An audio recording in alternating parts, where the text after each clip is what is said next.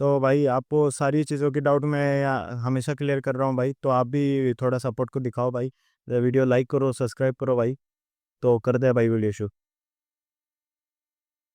तो जय श्री राम दोस्तों। तो आप सभी लोगों का कमेंट्स आ रहा था मुझे बहुत, कि फ़ी रिलेटेड आपको बहुत क्वेरी है कि 50,000 भरना है, 99,000 भरना है, बैंक अकाउंट में भरना है या नहीं, सभी चीज़ों का क्वेरी था। और आप बहुत लोगों का ऐसा भी कमेंट था कि वहाँ पे कौन कौन से सब्जेक्ट कवर किए जाते हैं, कितने दिन में होता है, सेमेस्टर वाइज होता है या नहीं। बहुत से कमेंट अब मुझे आ रहे थे, तो आपको आज इस वीडियो में मैं आपको सिलेबस रिलेटेड बताऊंगा, और जो प्री रिलेटेड आपको क्वेरी था वो चीज़ आपको मैं बताऊंगा। ये दोनों ही डाउट मैं आपके आज इस वीडियो में क्लियर करने वाला हूँ। तो हम पहले जाते हैं फ़ी के, आपका जो फ़ी का जो क्वेरी था उस चीज़ के बारे में हम बात करते हैं, ठीक है। तो जो फ़ी रिलेटेड आपको प्रॉब्लम था, तो देखो फ़ी का क्या है कि आप अगर सभी ये चीज़ पास कर लेते हो, मॉक इंटरव्यू, फिर वो एचआर इंटरव्यू या फाइनल इंटरव्यू हो गया, ये सभी आप अगर पास कर लेते हो, तो उसके बाद में आपको ये फिर मतलब ये प्रोविजनल ऑफर लेटर वगैरह जो कुछ भी है, ये सारा होने के बाद में जब आपका जो फ़ी भरने का टाइम आता है, तो मैडम ये मतलब जिन लोगों के पास पैसे है 99,000 या 95,700, जो हमारा फ़ी है जो पूरा मिला के 1,94,700, तो आपको एक तो लिंक आती है मेल पे कि आप फ़ी पेड उस लिंक के थ्रू पे कर सकते हो। बट वहाँ पे क्या होता है कि लिंक थ्रू आप पेड करते हो, तो आपको सिर्फ 2 ही ऑप्शन इधर होते हैं, एक 99,000 का और एक 95,700 का। तो ये तो मतलब आपके इंस्टॉलमेंट में फ़ी पेड होती है ना, 2 इंस्टॉलमेंट में, तो वो 2 ही ऑप्शन रहते हैं, तो उन 2 में से आप एक ऑप्शन कर सकते हो। बट आपके पास उतने पैसे उस टाइम पे अवेलेबल नहीं है, तो फिर मैडम आपको थर्ड ऑप्शन देती है, जो व्हाट्सएप के थ्रू आपको ये जो हमारी यूनिक्स लर्निंग का जो अकेडमी है उसका अकाउंट नंबर और आईएफएससी कोड और कहाँ की ब्रांच है, ये मैंने आपको व्हाट्सएप पे शेयर कर दिए। तो आपको फिर अकाउंट नंबर थ्रू आपको पेमेंट कर सकते हो। तो अकाउंट नंबर थ्रू आप जब पेमेंट करते हो तो वो 50,000 का होता है, ठीक है। तो आप जिन जिन लोगों के पास नहीं पैसे उनको, और बहुत से लोग 50,000 ही पे कर रहे हैं, तो उनको ये मैडम ये भेजती है अकाउंट नंबर, आईएफएससी कोड और ये सारी चीज़ें भेजती है। जो जिस बैंक का मुझे भेजा था उसका डिटेल मैं अभी यहाँ पे लगा दूँगा स्क्रीन पे, आप देख लेना। वही सेम आपको भी आएगा, मैं इस चीज़ की गारंटी दे रहा हूँ कि ये चीज़ सभी को आता है, क्योंकि जितने भी लोगों को मतलब मेरे को डीएम किया उनको यही मैसेज आया, मतलब वही बैंक का डिटेल आया। तो आप ऐसा सा आप उसको फ्रॉड मत समझो, ठीक है? और आपके पास अगर पैसे हैं तो आप लिंक थ्रू कर सकते हो पेमेंट, तो वहाँ पे तो आपको पूरा ही भरोसा है, ठीक है? और मैडम जो भेज रही है वो कोई फेक नहीं है, वो भी जो रियल ही है, ठीक है? तो उसपे भी आप पेमेंट कर सकते हो अकाउंट नंबर, जिनके पास पैसे नहीं है, वो 50,000 ऑलरेडी पे करते हैं अकाउंट नंबर थ्रू। तो मैंने भी अभी अकाउंट नंबर थ्रू ही पेमेंट किया था। जिस टाइम पे मैं मेरे पास उस टाइम पे पैसे नहीं थे, तो 50,000 था मैंने उस टाइम पे पे किए थे अकाउंट नंबर थ्रू, ठीक है? तो आप उस चीज़ पे जा सकते हो। और मैं आपको एक चीज़ बता दूँ, आप अगर अकाउंट नंबर थ्रू पेमेंट करते हो, फिर भी आपको वो जो 99,000 और 95,700 का जो लिंक है, जो मेल पे आता है, वो फिर से बार-बार आता रहता है। तो उस चीज़ में आपको घबराना नहीं है और ऐसे नहीं सोचना है कि हमने तो 50,000 पे कर दिया, फिर भी ये रील क्यों आ रही है। तो उसका आपको ये नहीं करना, उस लिंक को आपको इग्नोर कर देना है अगर आपने 50,000 अकाउंट पे डाल दिए हैं, तो उस चीज़ का आपको टेंशन लेना नहीं है। और अगर आपके पास पैसे हैं तो आप लिंक थ्रू जा सकते हो, 99,000 या फिर 95,700 का जो फर्स्ट इंस्टॉलमेंट है, वो आप वहाँ पे भर सकते हो। तो उस चीज़ का आपको टेंशन लेने का बिल्कुल ज़रूरत नहीं है, ठीक है? तो ये तो हो गया आपका फ़ी रिलेटेड जो क्वेरी था, वो यहाँ पे पूरा आपको मैंने बता दिया है चीज़ें, तो इस चीज़ का आपको अभी टेंशन लेने की कोई ज़रूरत नहीं है। सेकंड जो था, जो सभी लोग बोल रहे थे कि यहाँ पे सिलेबस क्या होता है, तो मैं आपको बता दूँ यहाँ पे सिर्फ़ 2 ही सब्जेक्ट होते हैं, जिसमें से एक सब्जेक्ट का तो ज़्यादा कुछ सिलेबस है ही नहीं, वो तो बस क्या बोलते हैं, मतलब हम कस्टमर इंटरेक्शन हो गया, मतलब हम तो कॉर्पोरेट ऑफ़िस में हैं,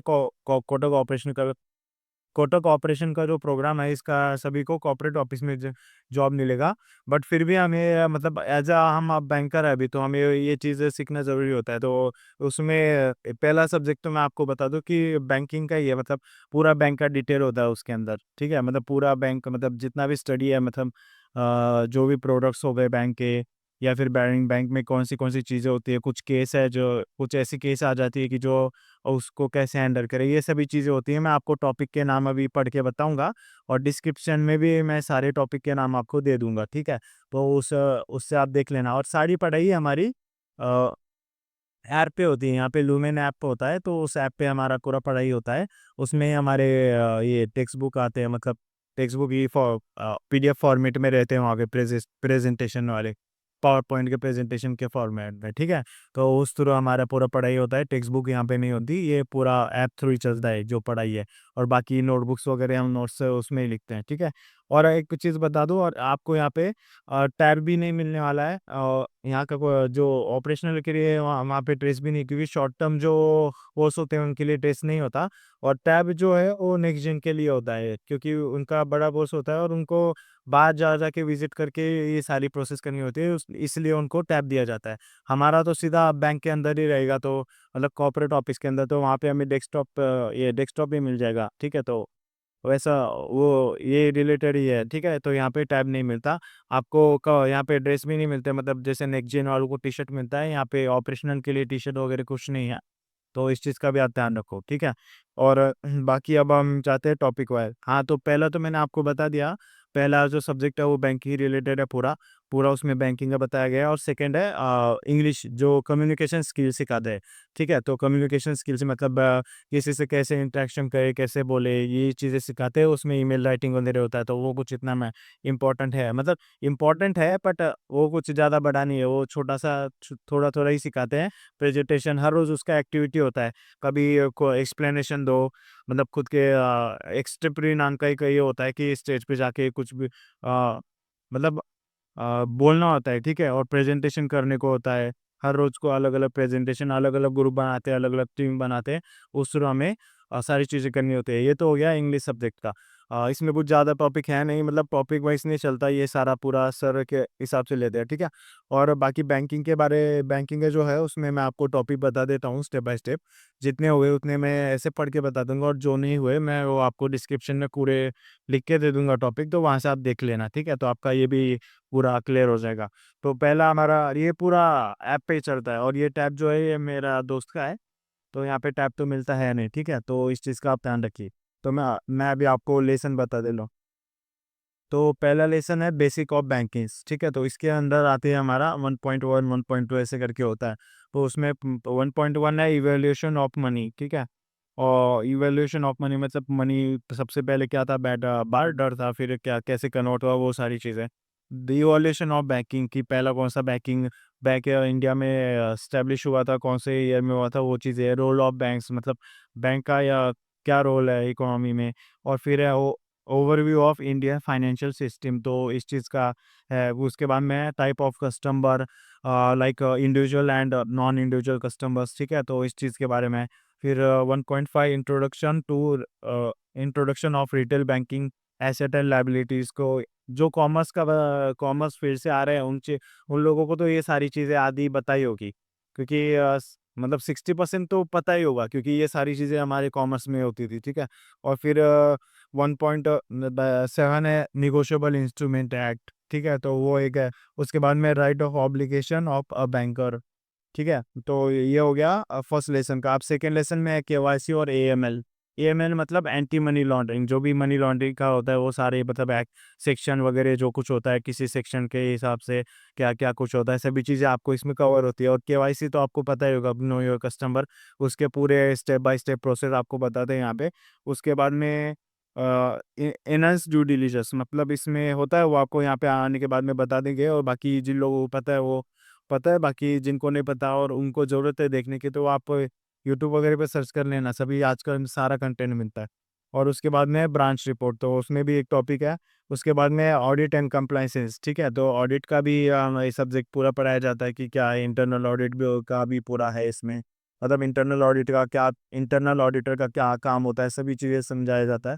फिर कौन, ठीक है, ऑपरेशनल रिस्क होता है, मतलब बैंक थ्रू मतलब हमें कस्टमर से किस प्रकार के रिस्क हो सकते हैं, उसका एक टॉपिक है। उसके बाद में क्यूआरसी मतलब कस्टमर को ये होता है, क्यूआरसी का मतलब क्यू का मतलब है क्वेरी, आर का मतलब है रिक्वेस्ट और सी का मतलब है कंप्लेंट। तो कस्टमर के क्वेरी, कंप्लेंट और रिक्वेस्ट होते हैं, तो कौन सी चीज़ का रिक्वेस्ट में आती है, कौन सी चीज़ कंप्लेंट में आती है, वो चीज़ें हमें यहाँ पे बताया जाता है। बहुत सारे केस होते हैं जो हमें सॉल्व करने होते हैं, उस हिसाब से यहाँ पे पता चल जाता है, ठीक है। उसके बाद में है डिजिटल प्रोडक्ट्स, जो अभी हम यूज़ करते हैं, जैसे कि देख लो आप यूपीआई वगैरह, तो वही डिजिटल प्रोडक्ट। बट यहाँ पे पूरा सभी प्रोडक्ट पढ़ाया जाता है। हम क्या यूज़ करते हैं यूपीआई पे, ज़्यादा से ज़्यादा बस ऑनलाइन पेमेंट करते हैं, किसको पैसे ट्रांसफ़र कर दिया, रिचार्ज कर दिया, बिल भर दिया, बस इतना ही करते हैं। बहुत सी चीज़ें होती है, वो सारी चीज़ें आपको डिजिटल प्रोडक्ट में यहाँ पे सिखाएँगे।